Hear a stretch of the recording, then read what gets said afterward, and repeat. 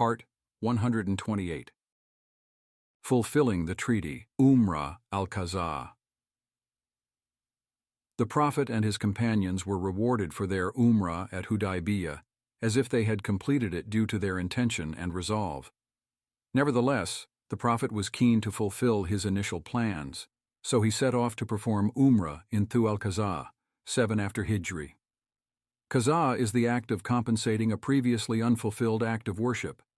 A Qaza prayer, for example, is compensating a previously missed prayer. This Umrah was thus called Umrah al-Qaza.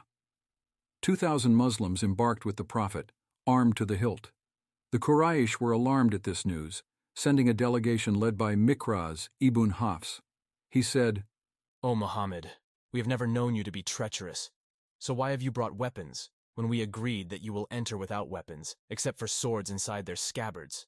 The Prophet said, "We shall not enter Mecca except as we agreed." The Prophet intended to fulfill his pledge, as he always did.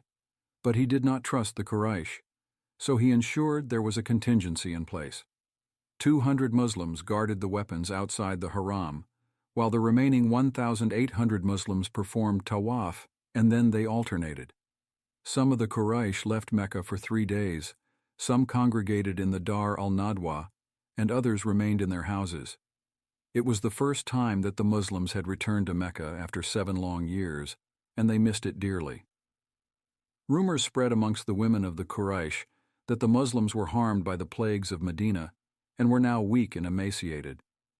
The Prophet commanded the Muslims to showcase their strength by raising their voices in talbiyah, as well as uncovering their right shoulders and briskly walking, ramal, for a section of the tawaf.